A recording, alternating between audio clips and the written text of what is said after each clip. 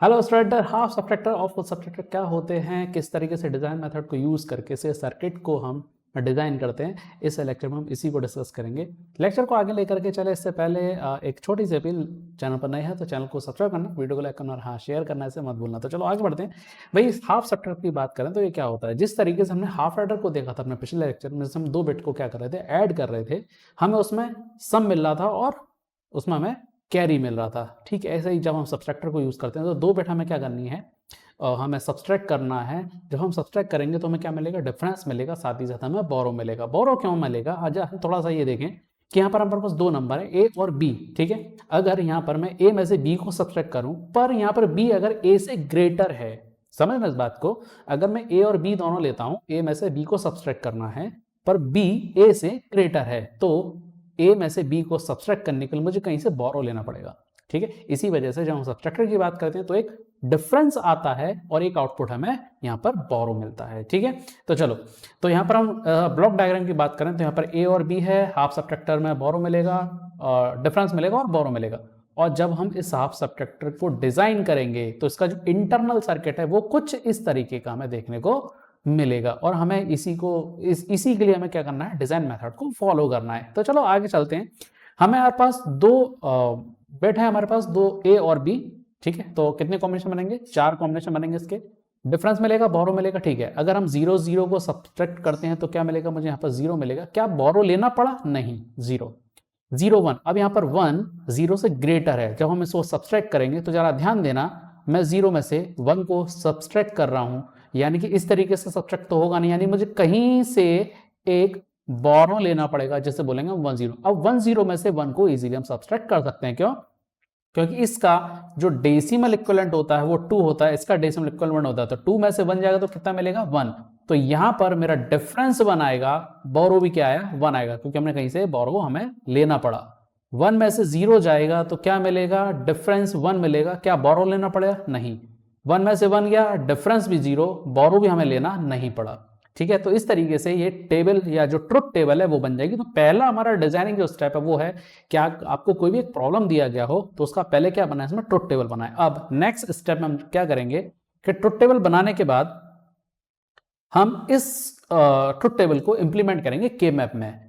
हमें क्या चाहिए, सर्किट चाहिए डिफरेंस के लिए, कि डिफरेंस को इंप्लीमेंट हम किस सर्किट से करेंगे, तो हमें क्या चाहिए, उसका बूलियन एक्सप्रेशन। और जो बूलियन एक्सप्रेशन बताएगा तो इक्विवेलेंट गेट को यूज करके हम वहां पर यूज कर सकते हैं। सपोज प्लस आ गया मतलब और गेट, तो वहां पर और गेट लगा देंगे। मल्टीप्लाई में आ रहा है तो हम वहां पर एंड गेट लगा देंगे। तो इस तरीके से हम बूलियन एक्सप्रेशन को सर्किट में इंप्लीमेंट कर सकते हैं। ठीक है, चलो, तो यहां पर हम सबसे पहले क्या कर रहे हैं, चूंकि 2 वेरिएबल का है तो 4 कॉम्बिनेशन बनेंगे, 2 एंड 3। ऐसे ही हम यहाँ पर इसके लिए यहाँ पर भी लिख देते हैं 2 एंड।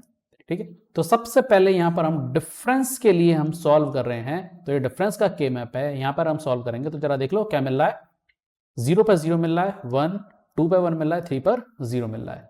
तो यहाँ पर के मैप कहता है कि अगर आपके कॉम्बिनेशन बनते हैं तो आप कॉम्बिनेशन बना करके सॉल्व कर सकते हैं। क्या यहाँ पे हमें कॉम्बिनेशन मतलब ग्रुप, क्या ग्रुपिंग हो रही है, कि यहाँ पर नहीं, यहाँ पे किसी तरह की ग्रुपिंग हमें नहीं मिल रही, तो हम यहाँ पर सिंगल 1 को ही हमें यहाँ पर एक्सेप्ट करना पड़ेगा। ठीक है, जब हम इसको सॉल्व करेंगे तो क्या मिलेगा, यहाँ पर मुझे मिलेगा ए बार बी मिलेगा और यहाँ पर मुझे ए बी बार मिलेगा। अब ये जो एक्सप्रेशन होता है ये बेसिकली ये एक्सप्रेशन किसका है, एक्स और ऑपरेशन का ये एक्सप्रेशन है, यानी कि मैं ए एक्स और ऑपरेशन बी करूंगा तो ये इक्वेशन मुझे मिलेगी। तो यहाँ पे क्या लिख सकते हैं, इसकी इस एक्सप्रेशन की जगह ए एक्स और बी लिख सकते हैं। इसका मतलब ये हुआ कि डिफरेंस अगर हमें निकालना है तो हमें क्या करना है, ए और बी को एक्स और गेट से इंप्लीमेंट कर देना है। ठीक है, यानी कि एक्स और गेट पर इनपुट क्या देना होगा, ए और बी दे दो, डिफरेंस हमें मिल जाएगा। अब यहाँ पर नेक्स्ट है बोरो, तो बोरो में सभी 0 है, सिर्फ 1 ही यहाँ पर है जो अकेला 1 है, बाकी सब 0 है। तो अब क्या यहाँ पर मिलेगा, इसके लिए कॉम्बिनेशन बनेगा सिर्फ ये वाला। तो जब इस कॉम्बिनेशन को हम सॉल्व करेंगे बोरो के लिए तो क्या मिलेगा, यहाँ पर ए बार बी मिलेगा, मतलब ए को नॉट गेट से पास करो, उसके बाद क्या कर दो, एंड गेट से इंप्लीमेंट कर दो इसको, तो मिल जाएगा। तो इस तरीके से क्या मिल गया, हमें हाफ सब्सट्रैक्टर का हमें यहाँ पर सर्किट मिल जाएगा। तो यहां पर क्या मिल गया, एक्स और ऑपरेशन, यानी कि ये जो है ये क्या है मेरे लिए, डिफरेंस है, और ये क्या गया, ए बार बी, ये क्या मिल गया, हमें यहां पर मिल गया बोरो। इस तरीके से हम क्या कर सकते हैं, डिजाइन मेथड को यूज करके हम इसका जो सर्किट है वो हम बना सकते हैं। तो दोनों चीज हमें याद होना चाहिए इसके लिए। ठीक है, अब आते हैं हम फुल सब्सट्रैक्टर पर। भाई फुल सब्सट्रैक्टर क्या होता है, फुल सब्सट्रैक्टर में क्या है, हम यहाँ पर 3 बिट लेते हैं, 2 तो यह हो गई हमारे जिनमें से हमें मतलब ए में से बी को मुझे सब्सट्रैक्ट करना, और तीसरा बिट क्या बनेगा, कहीं से हमने बोरो लिया तो वो भी तो उसके अंदर सब्सट्रैक्शन के अंदर आएगा। तो जब ये मिल गया हमको, तो हम यहाँ पर अब इसे 3 बिट में कंसीडर कर सकते हैं। तो यहाँ पर 3 वेरिएबल मिल गए, 3 बिट हमें मिलेंगे यहाँ पर। तो यहाँ पे क्या मिलेगा, एक difference and then borrow out मिलेगा। तो यहाँ पे 3 वेरिएबल हमें मिल रहे हैं, तो टोटल कॉम्बिनेशन कितने बनेंगे, 7, सॉरी 8 बनेंगे, 0 से लेकर के 7 तक। ठीक है, तो यहाँ पर आ गया ए बी बीन, यानी कि हमने 7 तक हमने यहाँ से 0 से लेकर 7 तक की टेबल यहाँ पर बना लेंगे। 0 1 2 3, ये 4 के लिए, ये 5, ये 6 और ये 7। अब यहाँ पर हम क्या निकालते हैं, डिफरेंस और बोरो आउट यहाँ पर निकालते हैं। अब ध्यान देना, ए में से पहले बी को सब्सट्रैक्ट करेंगे, जो भी रिजल्ट आएगा उसमें से हम बी इन को सब्सट्रैक्ट करेंगे। ठीक है, इस तरीके से हमें सब्सट्रैक्शन करना है।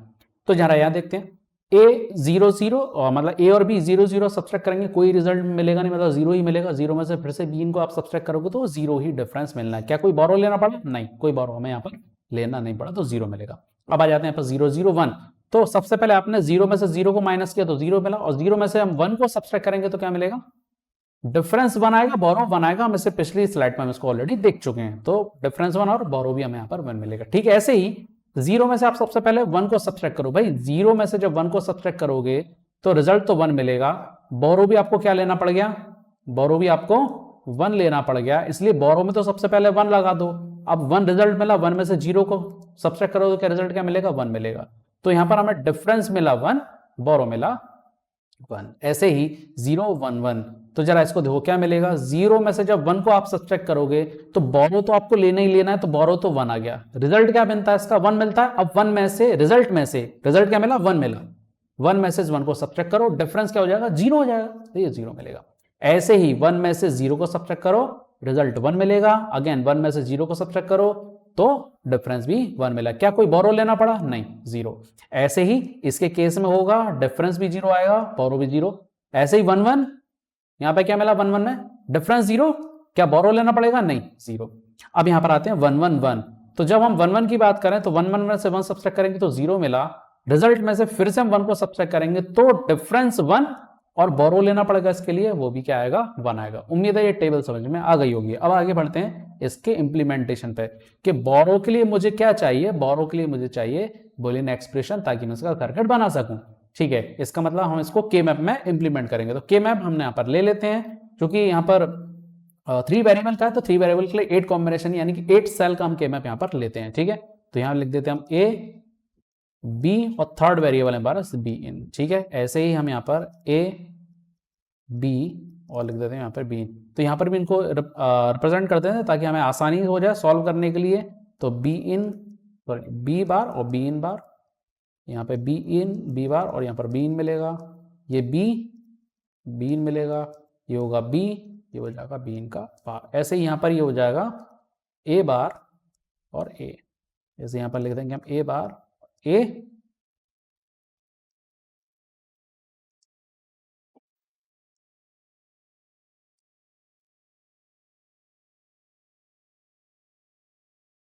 इस तरीके से। तो सबसे पहले हमें डिफरेंस के लिए सॉल्व करना है, तो डिफरेंस वाली कॉलम को आप के मैप में इंप्लीमेंट कर दो। ठीक है, चेक कर लेते हैं 1 कहां कहां पर आ रहा है, हमें सिर्फ उससे मतलब है। 1 2 4 और 7। ठीक है, तो 1 2 4 और 7, बाकी सब जगह क्या है, 0 है। ठीक है, अब जरा ये बताओ क्या इसके अंदर कोई कॉम्बिनेशन बन रहा है, नहीं, इसके अंदर किसी भी तरह का कोई कॉम्बिनेशन मतलब ग्रुपिंग नहीं यहां पर हो पा रही, इसलिए हमें इंडिविजुअल 1 को ही कंसीडर करना पड़ेगा। अब इसे सॉल्व कर लो, सबसे पहले ए बार वाले रो को सॉल्व कर लो, बाद में ए वाले रो को सॉल्व कर लेंगे। तो यहां पर हमें मिलेगा ए बार, रिजल्ट क्या मिलेगा यहां पर, बी इन बी बार, और बी इन मिलेगा plus A bar be in का बार मिलेगा। ऐसे ही यहां पर मुझे मिलेगा ए के लिए A B bar be in का बार मिलेगा प्लस बी मिलेगा। अब इसका जो रिजल्ट आता है वो क्या आता है, इसका रिजल्ट जो बनता है वो बनता है ए एक्स और ऑपरेशन बी, एक्स और ऑपरेशन बी इन। अब ये इस एक्सप्रेशन से ये किस तरीके से आता है, ये हम अपने प्रीवियस जो हमारा वीडियो था हाफ एडर फुल एडर, उसमें हमने फुल एडर के केस में हमने इसको सॉल्व किया हुआ है, पूरी तरीके से हमने स्टेप बाय स्टेप इसको सॉल्व किया है। वहां जाकर के आप देखेंगे तो ये आपको मेथड समझ में आ जाएगा कि इस एक्सप्रेशन को सॉल्व जब हम करेंगे, सिंप्लीफाई करेंगे, तो हमें ए एक्स और ऑपरेशन बी, एक्स और ऑपरेशन बी इन क्यों मिलता है वो हमें यहाँ पर मिल जाएगा। ठीक है, ऐसे ही जब हम यहाँ पर आते हैं बोरो सॉल्व करने के लिए, तो बोरो सॉल्व करने के लिए हमें क्या मिलेगा, तो बोरो को हमें यहाँ पर इंप्लीमेंट करना होगा। ठीक है, तो बोरो को देख लेते हैं, 1 कहाँ पर मिल रहा है, 1 2 3 और 7। ठीक है, तो 1 पर मिल रहा है, 2 पर मिल रहा है, 3 पर मिल रहा है और 7 पर मिल रहा है। क्या इसमें ग्रुपिंग हो रही है? हाँ, पहली ग्रुपिंग तो ये मिल गई। ठीक है, दूसरी ग्रुपिंग कौन सी है, ये वाली है, और थर्ड जो ग्रुपिंग है वो ये यहाँ पर हमें मिल जाएगी। ठीक है, ऐसे सॉल्व कर लेते हैं। तो बोरो के केस में क्या मिल रहा है, बोरो के केस में हम सबसे पहले ए बार वाले रो को सॉल्व करते हैं। पहले ए बार, और इन दो ग्रुप को लेंगे तो हमें कौन सा कांस्टेंट वेरिएबल मिल रहा है, बी इन कांस्टेंट मिल रहा है। ठीक है, बी लेंगे प्लस दूसरे वाले के लिए ए बार आ रहा है और बी आ रहा है, थर्ड में सिर्फ बी और बी इन ग्रुप सॉल्व करने पर हमें बी और बी इन यहाँ पर मिलेगा। ठीक है, अब इसे थोड़ा सा और सिंप्लीफाई करते हैं। अब इस एक्सप्रेशन को और सिंप्लीफाई करना है तो कैसे करेंगे, हम यहाँ पर इसको हम स्टैंडर्ड एसओपी में कन्वर्ट कर लेते हैं। कैसे करेंगे स्टैंडर्ड एसओपी में, हम थोड़ा सा इसको लिखते हैं कुछ इस तरीके से, डॉट 1 लिख सकते हैं plus A bar B dot 1 लिख सकते हैं plus B B in dot 1 लिख सकते हैं।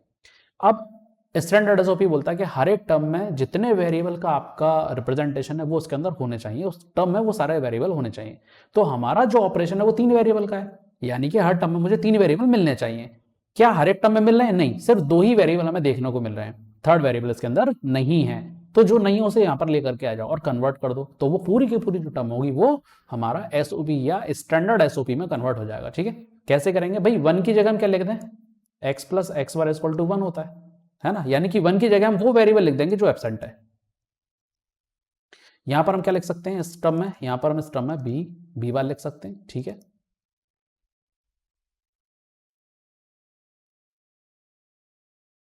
इसमें हम ये लिख सकते हैं प्लस, यहां पर हम ए प्लस ए बार को यहां पर लिख सकते हैं। ठीक है, अब इसे सॉल्व कर लो।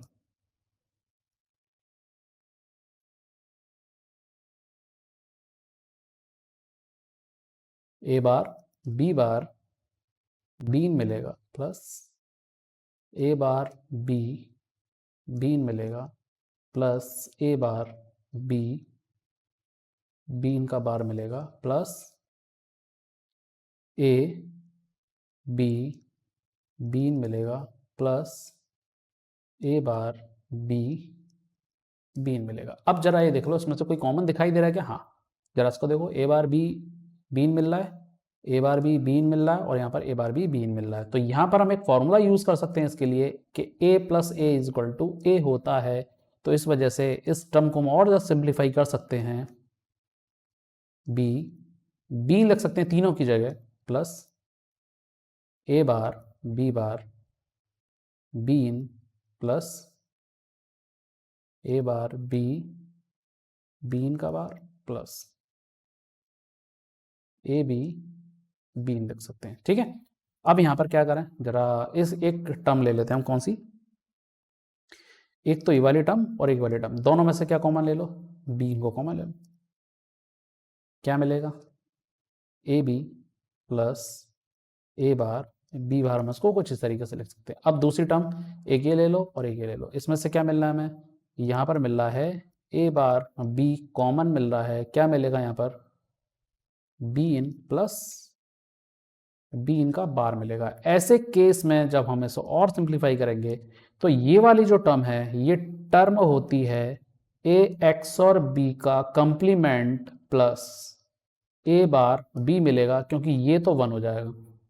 ठीक है, अब यहां पर सवाल ये आता है कि एक्स और बी के कंप्लीमेंट का रिजल्ट जो है वो ये हमें मिलता है, तो ये कहाँ मिलेगा, प्रीवियस वीडियो जाके आप देखेंगे तो ये भी हमने वहां पर कैलकुलेट किया हुआ है, फाइंड किया हुआ है कि ए एक्स और बी का कंप्लीमेंट, या फिर हम इसे एक्स नॉर ऑपरेशन भी बोलते हैं, उसका result A B plus A bar B bar कैसे मिलता है।